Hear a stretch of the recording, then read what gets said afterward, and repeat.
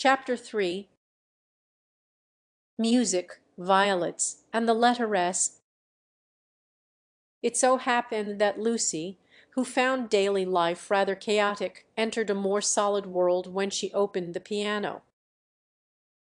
She was then no longer either deferential or patronizing, no longer either a rebel or a slave. The kingdom of music is not the kingdom of this world. It will accept those whom breeding and intellect and culture have alike rejected. The commonplace person begins to play, and shoots into the empyrean without effort, whilst we look up, marvelling how he has escaped us, and thinking how we could worship him and love him, would he but translate his visions into human words, and his experiences into human actions. Perhaps he cannot, certainly he does not, or does so very seldom. Lucy had done so never. She was no dazzling executant, her runs were not at all like strings of pearls, and she struck no more right notes than was suitable for one of her age and situation. Nor was she the passionate young lady who performs so tragically on a summer's evening with the window open. Passion was there, but it could not be easily labelled, it slipped between love and hatred and jealousy, and all the furniture of the pictorial style. And she was tragical only in the sense that she was great, for she loved to play on the side of victory. Victory of what and over what, that is more than the words of daily life can tell us. But that some sonatas of Beethoven are written tragic no one can gainsay, yet they can triumph or despair as the player decides, and Lucy had decided that they should triumph. A very wet afternoon at the Bertolini permitted her to do the thing she really liked, and after lunch she opened the little draped piano. A few people lingered round and praised her playing, but finding that she made no reply, dispersed to their rooms to write up their diaries or to sleep. She took no notice of Mr. Emerson looking for his son, nor of Miss Bartlett looking for Miss Lavish, nor of Miss Lavish looking for her cigarette case. Like every true performer, she was intoxicated by the mere feel of the notes. They were fingers caressing her own, and by touch, not by sound alone, did she come to her desire. Mr. Beebe, sitting unnoticed in the window, pondered this illogical element in Miss Honeycorth, and recalled the occasion at Tunbridge Wells when he had discovered it. It was at one of those entertainments where the upper classes entertain the lower. The seats were filled with a respectful audience, and the ladies and gentlemen of the parish, under the auspices of their vicar, sang, or recited, or imitated the drawing of a champagne cork. Among the promised items was Miss Honeycorth. Piano. Beethoven, and Mr. Beebe was wondering whether it would be Adelaida or the March of the Ruins of Athens, when his composure was disturbed by the opening bars of Opisiwi. He was in suspense all through the introduction, for not until the pace quickens does one know what the performer intends. With the roar of the opening theme he knew that things were going extraordinarily. In the chords that herald the conclusion he heard the hammer-strokes of victory. He was glad that she only played the first movement, for he could have paid no attention to the winding intricacies of the measures of 9/16. The audience clapped, no less respectful. It was Mr. Beebe who started the stamping, it was all that one could do. "Who is she?" he asked the vicar afterwards. "Cousin of one of my parishioners." "I do not consider her choice of a piece happy." Beethoven is so usually simple and direct in his appeal that it is sheer perversity to choose a thing like that, which, if anything, disturbs. "Introduce me." "She will be delighted." "She and Miss Bartlett are full of the praises of your sermon." My sermon, cried Mr. B.B. Why ever did she listen to it? When he was introduced he understood why, for Miss Honeycorth, disjoined from her music stool, was only a young lady with a quantity of dark hair and a very pretty, pale, undeveloped face. She loved going to concerts, she loved stopping with her cousin, she loved iced coffee and meringues. He did not doubt that she loved his sermon also. But before he left Tunbridge Wells he made a remark to the vicar which he now made to Lucy herself when she closed the little piano and moved dreamily towards him. If Miss Honeycorth ever takes to live as she plays, it will be very exciting both for us and for her. Lucy at once re-entered daily life. Oh, what a funny thing! Some one said just the same to mother, and she said she trusted I should never live a duet. Doesn't Mrs. Honeycorth like music? She doesn't mind it. But she doesn't like one to get excited over anything. She thinks I am silly about it. She thinks I can't make out. Once, you know, I said that I liked my own playing better than anyone's. She has never got over it. Of course, I didn't mean that I played well, I only meant— Of course, said he, wondering why she bothered to explain. Music, said Lucy, as if attempting some generality.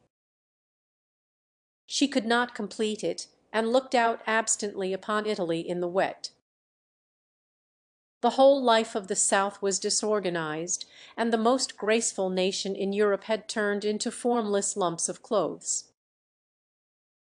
The street and the river were dirty yellow, the bridge was dirty grey, and the hills were dirty purple. Somewhere in their folds were concealed Miss Lavish and Miss Bartlett, who had chosen this afternoon to visit the Tor del Gallo. What about music? Said Mr. B.B. Poor Charlotte will be sopped, was Lucy's reply. The expedition was typical of Miss Bartlett, who would return cold, tired, hungry, and angelic, with a roux and skirt, a pulpy Baedeker, and a tickling cough in her throat. On another day, when the whole world was singing and the air ran into the mouth, like wine, she would refuse to stir from the drawing-room, saying that she was an old thing, and no fit companion for a hearty girl. Miss Lavish has led your cousin astray. She hopes to find the true Italy in the wet, I believe. Miss Lavish is so original, murmured Lucy. This was a stock remark, the supreme achievement of the pension Bertolini in the way of definition. Miss Lavish was so original. Mr. Beebe had his doubts, but they would have been put down to clerical narrowness. For that, and for other reasons, he held his peace. Is it true, continued Lucy in awestruck tone, that Miss Lavish is writing a book?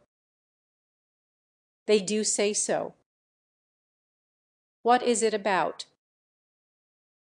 It will be a novel, replied Mr. B.B., dealing with modern Italy. Let me refer you for an account to Miss Catherine Allen, who uses words herself more admirably than any one I know. I wish Miss Lavish would tell me herself. We started such friends. But I don't think she ought to have run away with Baedeker that morning in Santa Croce.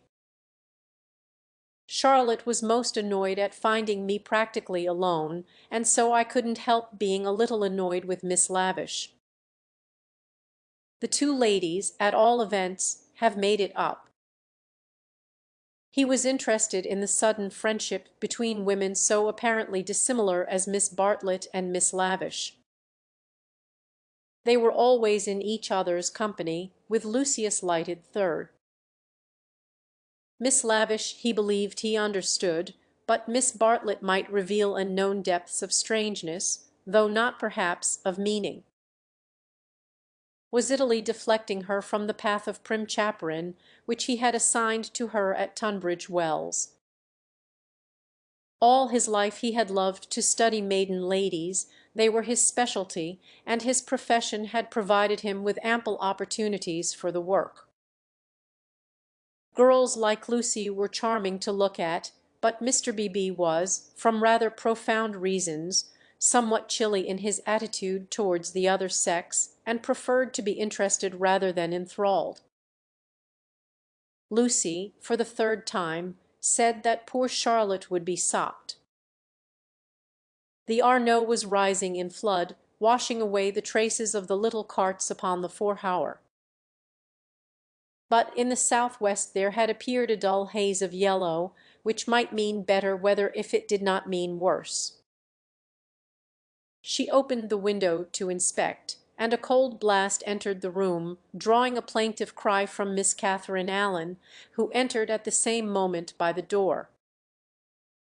"Oh, dear Miss Honeycorth, you will catch a chill. And Mr. Beebe here besides. Who would suppose this is Italy? There is my sister actually nursing the hot water can, no comforts or proper provisions." She sidled towards them and sat down, self-conscious, as she always was on entering a room which contained one man, or a man and one woman. "I could hear your beautiful playing, Miss Honeycorth, though I was in my room with the door shut."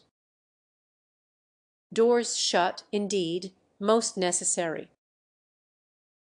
No one has the least idea of privacy in this country, and one person catches it from another. Lucy answered suitably. Mr. Beebe was not able to tell the ladies of his adventure at Modena, where the chambermaid burst in upon him in his bath, exclaiming cheerfully, "Finite, sono vecchie." He contented himself with saying, "I quite agree with you, Miss Allen." The Italians are a most unpleasant people. They pry everywhere, they see everything, and they know what we want before we know it ourselves. We are at their mercy. They read our thoughts, they foretell our desires. From the cab driver down to Giotto, they turn us inside out, and I resent it.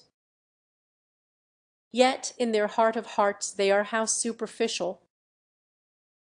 They have no conception of the intellectual life. How right is Signora Bertolini, who exclaimed to me the other day, "Ho, Mr. Beebe, if you knew what I suffer over the children's education. High won't Avenue my little Victorier taught by a ignorant Italian what can't explain nothink." Miss Allen did not follow, but gathered that she was being mocked in an agreeable way. Her sister was a little disappointed in Mr. Beebe, having expected better things from a clergyman whose head was bald and who wore a pair of russet whiskers. Indeed, who would have supposed that tolerance, sympathy, and a sense of humour would inhabit that militant form? In the midst of her satisfaction she continued to sidle, and at last the cause was disclosed. From the chair beneath her she extracted a gun-metal cigarette case, on which were powdered in turquoise the initial Z. L.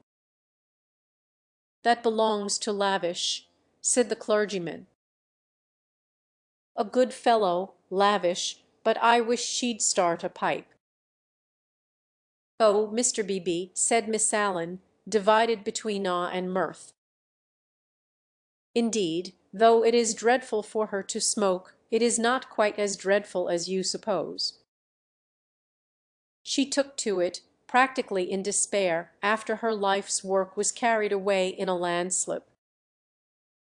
Surely that makes it more excusable. "What was that?" asked Lucy.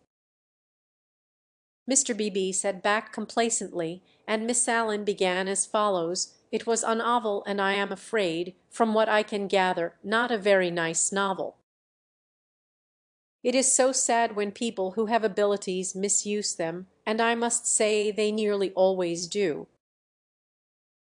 Anyhow, she left it almost finished in the grotto of the Calvary at the Cappuccini Hotel at Amalfi while she went for a little link.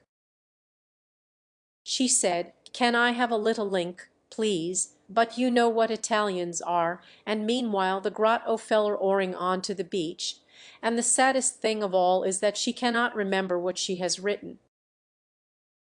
The poor thing was very ill after it, and so got tempted into cigarettes. It is a great secret, but I am glad to say that she is writing another novel. She told Teresa and Miss Pole the other day that she had got up all the local colour. This novel is to be about modern Italy, the other was historical, but that she could not start till she had an idea. First she tried Perugia for an inspiration, then she came here. This must on no account get round. And so cheerful through it all. I cannot help thinking that there is something to admire in every one, even if you do not approve of them. Miss Allen was always thus being charitable against her better judgment. A delicate pathos perfumed her disconnected remarks, giving them unexpected beauty, just as in the decaying autumn woods there sometimes rise dowers reminiscent of spring. She felt she had made almost too many allowances, and apologized hurriedly for her toleration. All the same, she is a little too, I hardly like to say unwomanly, but she behaved most strangely when the Emersons arrived. Mr. Beebe smiled as Miss Allen plunged into an anecdote which he knew she would be unable to finish in the presence of a gentleman. "I don't know, Miss Honeycorth, if you have noticed that Miss Pole, the lady who has so much yellow hair, takes lemonade. That old Mr. Emerson, who puts things very strangely." Her jaw dropped. She was silent. Mr. Beebe, whose social resources were endless, went out to order some tea, and she continued to Lucy in a hasty whisper, "Stomach." He warned Miss Pole of her stomach acidity. He called it, and he may have meant to be kind. I must say I forgot myself and laughed, it was so sudden. As Teresa truly said, it was no laughing matter. But the point is that Miss Lavish was positively attracted by his mentioning S, and said she liked plain speaking and meeting different grades of thought. She thought they were commercial travellers, drummers was the word she used, and all through dinner she tried to prove that England, our great and beloved country, rests on nothing but commerce. Teresa was very much annoyed, and left the table before the cheese, saying as she did so, "There, Miss Lavish, is one who can confute you better than I," and pointed to that beautiful picture of Lord Tennyson. Then Miss Lavish said, "Tut! The early Victorians. Just imagine." "Tut! The early Victorians." My sister had gone, and I felt bound to speak.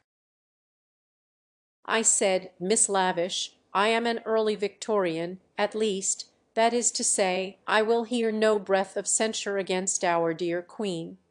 It was horrible speaking. I reminded her how the Queen had been to Ireland when she did not want to go, and I must say she was dumbfounded, and made no reply. But, unluckily, Mr. Emerson overheard this part, and called in his deep voice, "Quite so, quite so. I honour the woman for her Irish visit. The woman. I tell things so badly, but you see what a tangle we were in by this time, all on account of S having been mentioned in the first place. But that was not all. After dinner Miss Lavish actually came up and said, "Miss Allen, I am going into the smoking room to talk to those two nice men." Comito, needless to say, I refused such an unsuitable invitation, and she had the impertinence to tell me that it would broaden my ideas, and said that she had for brothers all university men, except one who was in the army, who always made a point of talking to commercial travellers.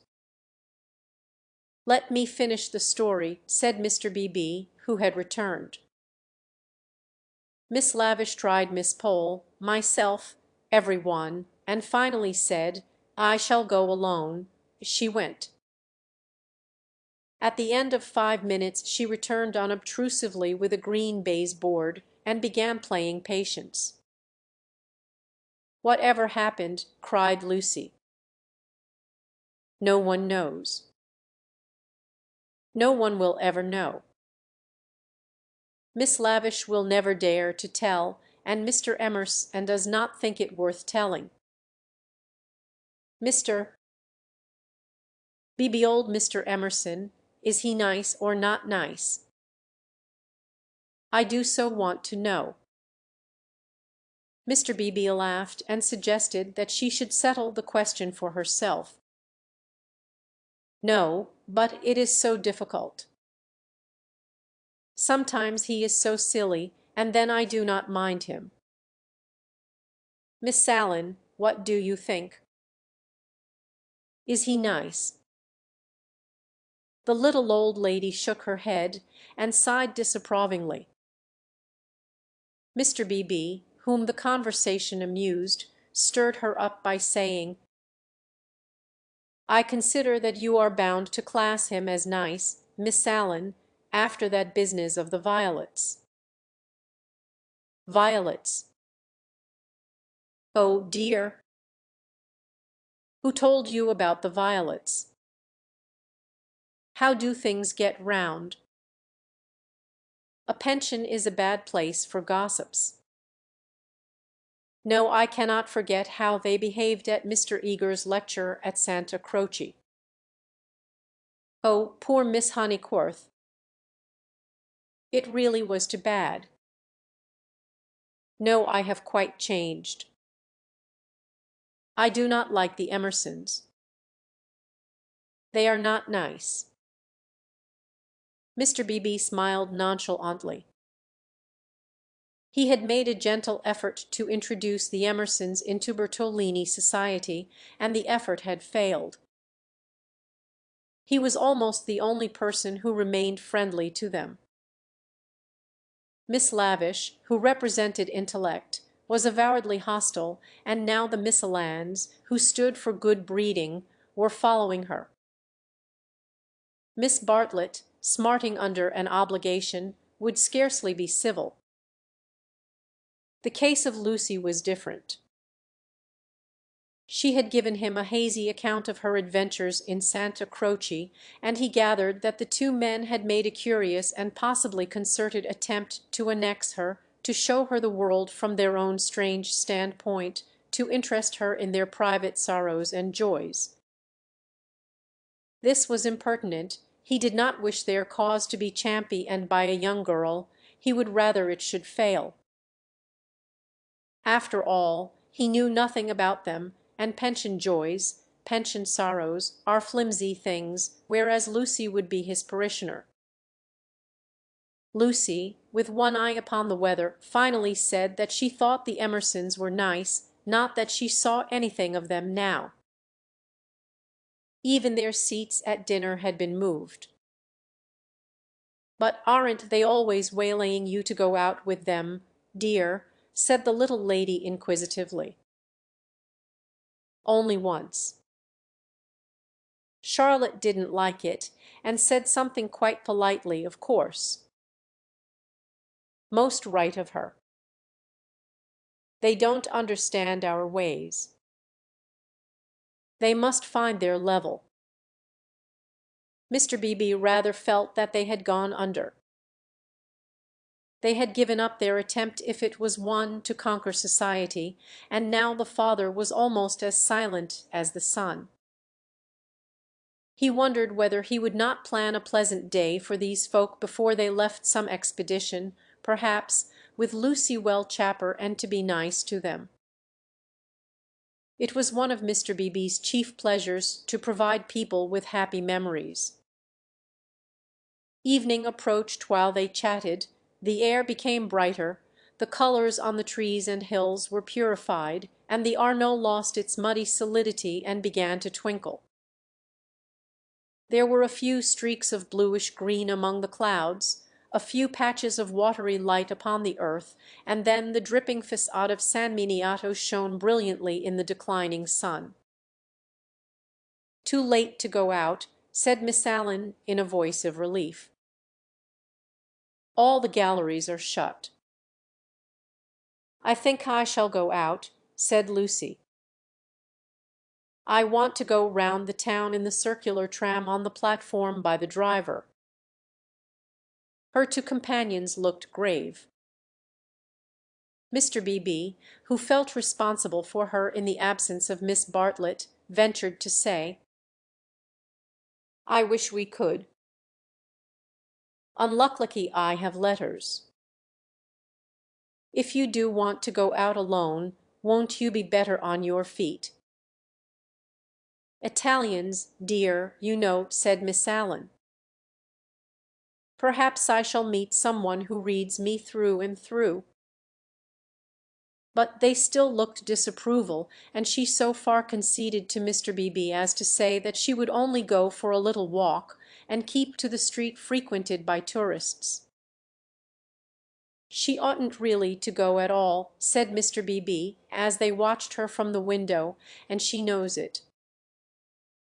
I put it down to too much Beethoven."